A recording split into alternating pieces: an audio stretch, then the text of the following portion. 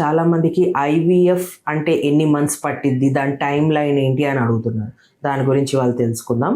So first patient couple ఎవరన్నా మన దగ్గరకు వచ్చినప్పుడు ఆల్రెడీ ప్రీవియస్ ట్రీట్మెంట్స్ తీసుకొని ఉంటే ఆ ట్రీట్మెంట్స్ ఏమేమి జరిగినాయి వాటి గురించి క్లియర్ డీటెయిల్స్, ఇన్వెస్టిగేషన్స్ ఏమన్నా జరుగుంటే వాటి నుంచి క్లియర్గా చూసుకుంటాము. అట్ ద సేమ్ టైం మనం కూడా ఇక్కడ first sure scan and semen analysis చూసుకుంటాము. ఇంకా ఫర్దర్గా ఏమన్నా ఎక్స్ట్రా ఇన్వెస్టిగేషన్స్ కావాల్సి వస్తే అది చేపిస్తాం. మోస్ట్ ఆఫ్ ద టైమ్స్ అంటే పేషెంట్స్ పీరియడ్స్కి ముందు వస్తే ఇవన్నీ ఫాలోఅప్ చేసుకుంటాం, అంటే ఏమేమి ఉన్నాయి అనేది. దానికి ఒక 1 to 2 days పడుతుంది, లేదంటే 2 to 3 days పడుతుంది.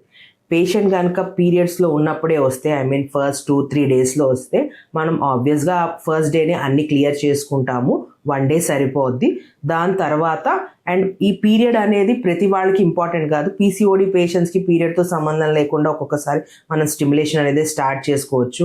లేదు వాళ్ళకి ఏదైనా ఇంకా వేరే ప్లాన్స్ అలా ఉన్నా కూడా మనం స్టార్ట్ చేసేసుకుంటాం అనమాట. అండ్ ఇది దాని తర్వాత అదొక 2 to 3 days ఉంచుకున్నా మళ్ళీ ఒక 10 to 12 days of ovarian stimulation drugs ఇస్తాం. డైలీ ఇంజెక్షన్స్ ఉంటాయి.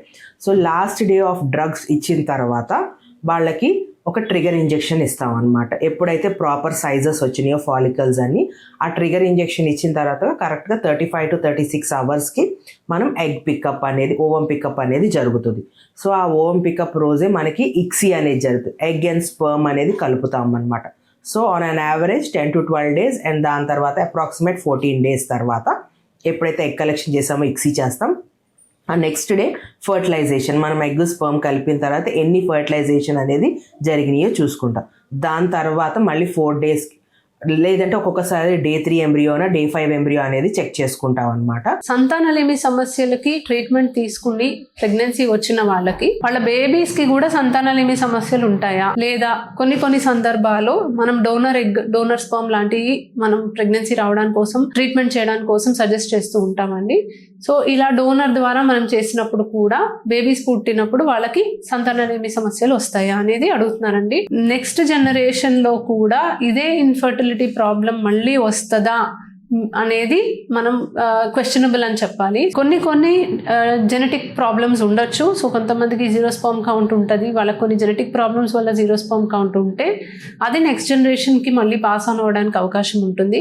సిస్టిక్ ఫైబ్రోసిస్ లాంటి కండిషన్స్ నెక్స్ట్ జనరేషన్లో మళ్ళీ రావచ్చు, దానివల్ల కూడా స్పర్మ్కి కౌంట్కి ప్రాబ్లం రావచ్చు. సో కొన్ని జెనెటిక్ కండిషన్స్ ఉంటే అది నెక్స్ట్ జనరేషన్లో కూడా ఉండి మీ బేబీస్కి కూడా ఇదే ప్రాబ్లం రావచ్చు. బట్ యూజువలీ ఇలాంటివి మనం టెస్ట్లు చేసినప్పుడు కనిపెట్టి అలాంటి ప్రాబ్లం మళ్ళీ మీ బేబీస్కి రాకుండా ప్రీ ఇంప్లాంటేషన్ జెనెటిక్ టెస్టింగ్ ద్వారా నార్మల్గా ఉన్న ఎంబ్రియో సెలెక్ట్ చేసి ఐవీఎఫ్ ద్వారా మీకు హెల్తీగా బేబీ పుట్టేలాగా మనం ట్రై చేసుకోవచ్చు. ఇది కాకుండా వేరే ఏ కారణం వల్ల అయినా మీకు సంతానలేమి సమస్య ఉంది అంటే అది నెక్స్ట్ జనరేషన్లో కూడా వస్తుంది అని అయితే మనం చెప్పలేము. సో ట్యూబ్స్ బ్లాక్ ఇన్ఫెక్షన్ వల్ల అవుతుంది, అది ఖచ్చితంగా నెక్స్ట్ వాళ్ళకు కూడా వస్తుంది అనేది లేదు.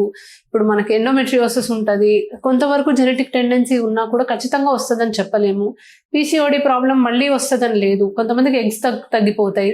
సో మీకు పుట్టిన పిల్లలకు కూడా తక్కువ ఎగ్స్ ఉంటాయని చెప్పలేము. ఆటో ఇమ్యూన్ కండిషన్స్, ఇలా రకరకాల ప్రాబ్లమ్స్ ఉంటాయండి. మీకున్న ప్రాబ్లమ్ ఖచ్చితంగా మీ బేబీకి వస్తుంది అని అయితే లేదు, unless it is a certain genetic problem which we can actually detect. ముందే మనం కనిపెట్టుకొని ఈ ప్రాబ్లం మీకుంది, ఇది మళ్ళీ మీ బేబీకి రావచ్చు, దీన్ని మనం ప్రివెంట్ చేయడానికి ఈ మార్గం ఉంది అని ముందే డిస్కస్ చేయడం జరుగుతుంది. ఇకపోతే డోనర్ మనం స్పర్మ్ ఆర్ ఎగ్ వాడినప్పుడు donors are usually healthy fertile people అండి. అంటే వాళ్ళకి నార్మల్గానే ప్రెగ్నెన్సీ వచ్చిన వాళ్ళు, 1 year లోపు ఏ ప్రాబ్లం లేకుండా ప్రెగ్నెన్సీ వచ్చిన వాళ్ళు కాబట్టి ఎగ్స్ అండ్ స్పర్మ్స్ వాళ్ళ నుంచి మనం తీసుకుంటాం. నిన్న ఒక కపుల్ వచ్చారండి, ప్రెగ్నెన్సీ కన్ఫర్మ్ అయింది.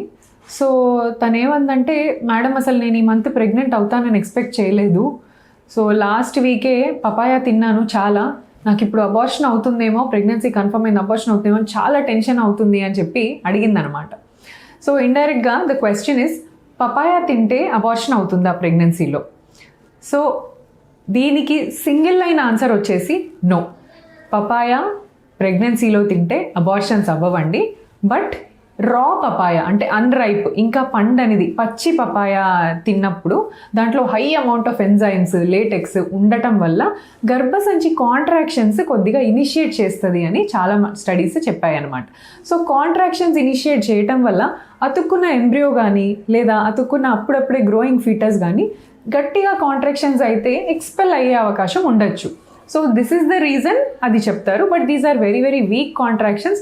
దీనికి హెల్దీ ప్రెగ్నెన్సీ అబార్ట్ అయ్యే అంత ఛాన్స్ లేదనమాట. So this is about raw papaya. So raw papaya ఎక్కువగా తినకూడదు. Next, so I will also list out all the fruits which are unsafe during pregnancy. So raw papaya is not very safe అండి. అంటే harmful అని కాదు, but it is not advisable during pregnancy. Next వచ్చేసి too much amount of pineapple. అంటే pineapple 1-2 లేదా ఒక చిన్న glass of juice తీసుకుంటే అది ప్రాబ్లం లేదు. But too much pineapple again similarly lot of enzymes, lot of high in acids ఇవన్నీ ఉంటుంది కాబట్టి పైనాపిల్ జ్యూస్ కూడా కొద్దిగా అవాయిడ్ చేయమని చెప్తారు. One more thing is grapes కూడా పుల్లగా ఉంటాయి, దాంట్లో యాసిడ్స్ ఉంటాయి. సో దీనివల్ల గ్రేప్తో కొంచెము ఇరిటేషన్ లాగా వచ్చి పొట్టలో ప్రెగ్నెన్సీలో ఆల్రెడీ టమ్మీలో వాళ్ళకి డిస్టర్బెన్సెస్ ఉంటుంది. They feel lot of nausea and all.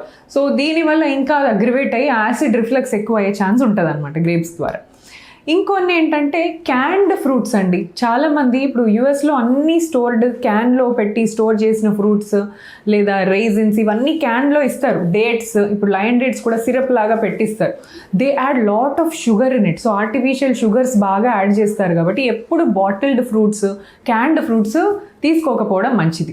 భార్యాభర్తలు ఒక డెలివరీ అయిన తర్వాత ఎప్పుడు కలిసి ఉండొచ్చు, ఎప్పుడు ప్రెగ్నెన్సీ ప్లాన్ చేసుకోవాలి, మళ్ళీ సెకండ్ ప్రెగ్నెన్సీ ప్లాన్ చేసుకునేప్పుడు ఎంత గ్యాప్ తీసుకోవాలి, సో ఈ టాపిక్ గురించి మనం డిస్కస్ చేయాలి. సో నార్మల్గా ఒక ఫీమేల్ డెలివరీ అయిన తర్వాత మినిమం 6 వీక్స్ టైం పడుతుంది. అంటే తన ప్రెగ్నెన్సీ చేంజెస్ అన్నీ రివర్స్ అవ్వడానికి ఒక 6 వారాల సమయం అనేది పడుతుందన్నమాట.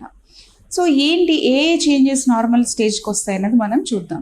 సో ఫస్ట్ గర్భాశయం యూట్రస్ అనేది చాలా ఎన్లార్జ్ అవుతుంది అనమాట. సో అది నార్మల్ సీకి రావడానికి 6 వీక్స్ పడుతుంది.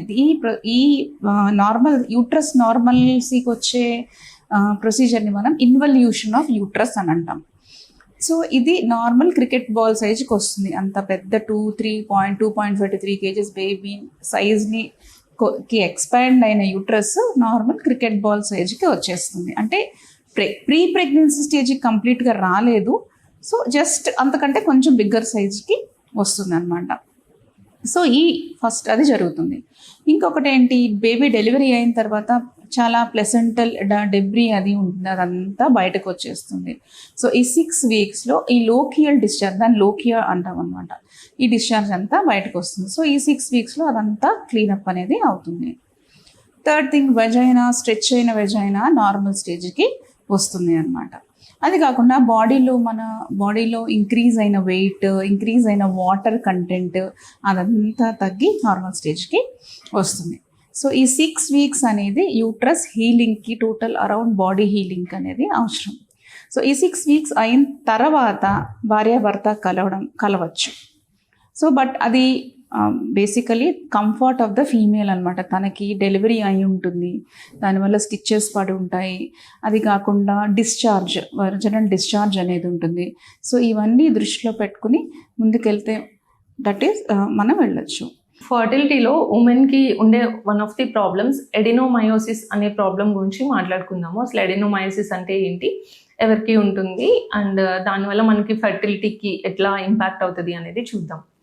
సో ఎడినోమయోసిస్ అంటే ఏంటి అని అంటే, నార్మల్గా మనకి గర్భసంచి యొక్క పొర లోపల క్యావిటీ లోపల గ్రో అయ్యే పొర అనేది ఉంటుంది కదా. సో అదే మనకి యూటరైన్ మజిల్లో గ్రో అవుతుంటుంది అనమాట. అంటే గర్భసంచి యొక్క గోడలలో పొర అనేది గ్రో అవ్వడం వల్ల మనకి గర్భసంచి సైజ్ అనేది ఇంక్రీజ్ అవుతుంది అనమాట, గ్లోబులర్ యూట్రస్ అంటాం. సో ఈ గర్భసంచి యొక్క వాపుని మనం ఎడినోమయోసిస్ అని అంటాం అనమాట. సో ఇది ఏమన్నా బినైన్ కండిషనా, క్యాన్సరస్ కండిషనా అంటే ఇది బినైన్ ప్రాబ్లమే. గర్భసంచి యొక్క సైజ్ అనేది ఎక్కువగా ఉంటుంది. దీనివల్ల మనకి ఫర్టిలిటీకి ఎలా ప్రాబ్లం అవుతుంది అనేది చూద్దాం. సో దీనికి పర్టికులర్గా కాజ్ అనేది ఏమి ఉండదు. కొంతమందికి ఏంటంటే ఎడినోమయోసిస్ అనే ప్రాబ్లం ఎండోమెట్రియోసిస్ అని ఇంకొక ప్రాబ్లంతో అసోసియేట్ అయి ఉంటుంది అనమాట. సో కొంతమందికి అండాశయాలు సిస్ట్లు ఉన్నాయని చెప్తాం, ఎండోమెట్రియోటిక్ సిస్ట్లు. సో ఈ రెండు కలిపి కూడా కొంతమందికి ఉండొచ్చు ప్రాబ్లమ్. సో దీనివల్ల ఏమవుతుంది అని అంటే గర్భసంచిలో మనకి యూట్రస్ సైజ్ అనేది ఎక్కువ ఉండడం వల్ల ఆ బేబీ ఇంప్లాంట్ అయ్యే సైట్లో ఇంప్లాంటేషన్ ఫెయిల్యూర్ అనేది జరగచ్చు అనమాట ఎడినోమయోసిస్లో.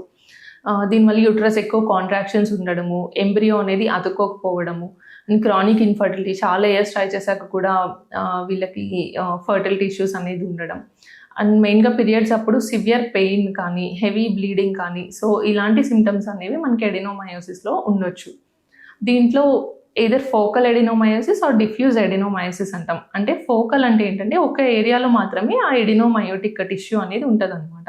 ఇది కాకుండా మనకి డిఫ్యూజ్ ఎడినోమయోసిస్ అంటే ఓవరాల్గా యూట్రైన్ ఎన్లార్జ్మెంట్. సో ఫోకల్ దీనికి ఎలాంటి ట్రీట్మెంట్ ఆప్షన్స్ ఉంటాయనేది చూద్దాము. ఫోకల్ ఎడినోమయోసిస్ అయితే కనుక అది పెద్దగా ఉంది అని అంటే మనం దీనికి సర్జికల్గా కూడా రిమూవ్ చేయొచ్చు, ఎడినోమయోమెక్టమీ అనే ఆపరేషన్ ద్వారా. సో ఈ లోకలైజ్డ్గా ఒక ప్లేస్లో కనుక ఉంది అని అంటే మనం ఉన్నది మాత్రమే రిమూవ్ చేసుకోవచ్చు అనమాట. But if it is diffuse and fertility ప్లానింగ్కి అయితే కనుక మనకి మెయిన్గా ఇలా రికరెంట్గా ఇంప్లాంటేషన్ ఫెయిల్యూర్స్ కానీ క్రానిక్ ఇన్ఫర్టిలిటీ ఇష్యూస్ ఉన్న వాళ్ళకి కానీ మనం ఐవీఎఫ్ సజెస్ట్ చేస్తుంటాము.